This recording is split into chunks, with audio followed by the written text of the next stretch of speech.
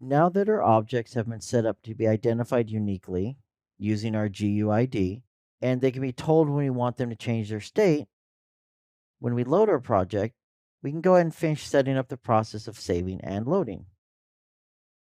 Well, like before, first thing we need to do is actually create a save game object so we can save. We're going to go to our classes folder in our content browser, right click, blueprint class. Under all classes, we're going to search for save game, select it. This one will name save game underscore collectible because we're going to store our collectible information in here. Once again, we could make one giant save game, but we're going to make individual ones just to keep things, well, we'll say loading faster, but it makes it easier for organization purposes as well. We'll open up our save game. Now, what do we want to save out? We need to save our identifiers. So we're going to make an array of strings. So it's basically a bunch of strings. And every time we pick up something, we're going to update that array with the new identifier so we can then work with it later. We'll go to variables, new variable, and we'll call this collected items. We'll make it easy. We're going to change it to a string, compile and save. Now we can change this to an array by going to our variable type in the details panel, drop down and choose array. Or inside your variable panels in your detail tab, you can go ahead and right click and this will change it to an array. Either way, we need an array and we have nothing collected yet. We're also going to make another variable and we're going to call this one slot name. Now we don't want this one to be an array, so let's go ahead and change this back. We'll click on the type over here, change it back to a single variable, compile and save. And let's change our slot name to the actual name of this slot. So we'll call this collectible slot. Compile and save again. Our save game for now is done. But we need somewhere to actually work with the save game. Our collectibles are all handled inside of our game mode. Let's close our blueprint pickup since I had it still open. We're going to open up our game mode. It's in the classes folder under GM underscore our game. And our code in here is once we begin, we load up things like our collectible user interface and our options. We have a register collectible whenever we have a collectible and we increment how many we have to collect. And we have the function that's called when we collect them. Somewhere in here, we need to keep track of our save game.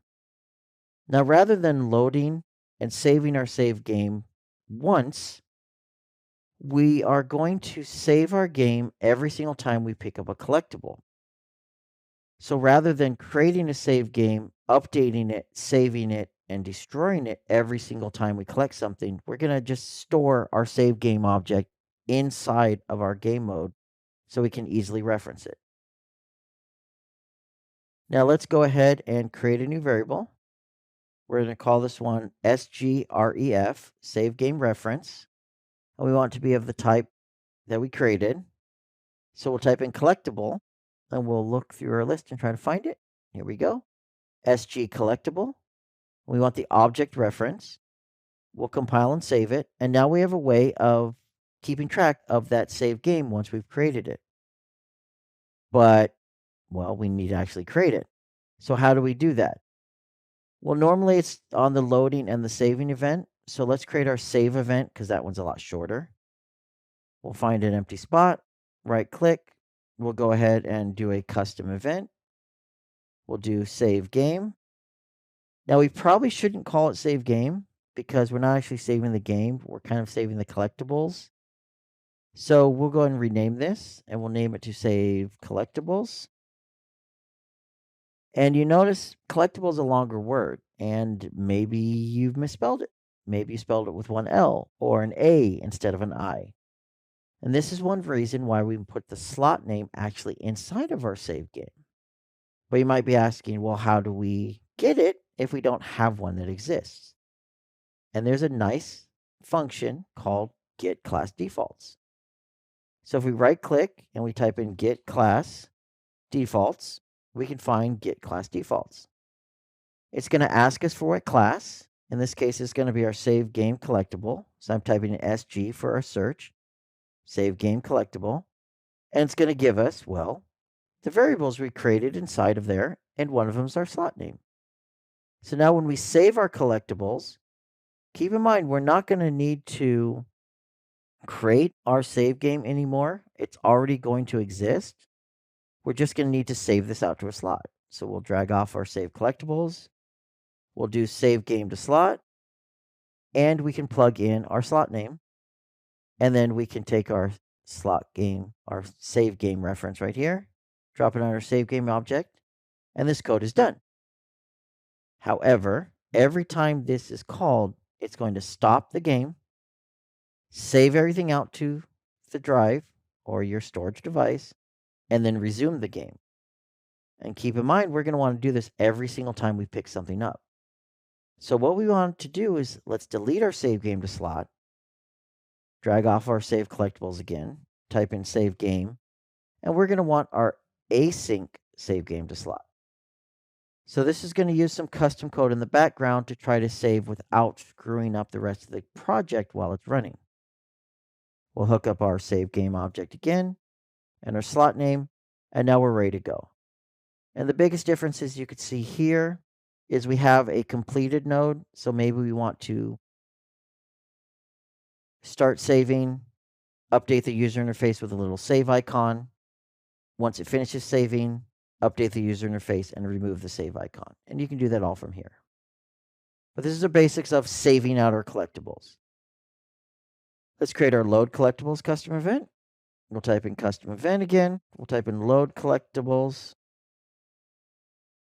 And the nice thing is at this point, if you follow the other courses, you should know which functions and how we want to do this.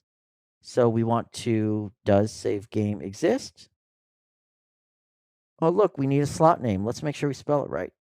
Or we're going to grab our class defaults node. I'm going to right click and copy it. And then right click and paste. Well, we can't right click and paste. Control V to paste. Or just make get class defaults again. Anyways, we want that node. Plug that into your slot name. Now we make sure we're going to get the correct slot name for our collectible save. If it exists, we're going to do an if, branch off. Same thing we did before for our previous module where we were working with the other options. We want to load if it exists or create a new one. So if it's true, we'll load save game. Now, we're only going to be loading up when the game starts. We don't really need the asynchronous load. It's not going to be run during gameplay. We can use the normal load game. Again, grab our class defaults. We're going to go ahead and duplicate this time. So you don't have to Control C and Control V. Drag it over here, plug it in. Now we have the correct slot name. Now the game's loaded. We're going to cast this to the correct one. Cast it to our SG_collectible. Now we have our collectible save game. As our collectible save game, we're going to drag off the variable list from the left, drop it in and set it, hook up our execute wire, hook up our return value, so that way we are saving this locally. And now we have a save game that we can mess with. Okay, we're good there for loading. We need to create a new one though, because we need to make sure this is a valid save game at all times, because we're going to be writing to it. So under false, create save game. What type of save game do we want it to be? Save game collectible. The return value we're going to set like we did up here. So drag and drop and set. Connect up our two wires. And now our loading is done. And it should look almost identical to all the other loading we've done before. Except now we're actually getting a slot name from our save game instead of remembering to type it in.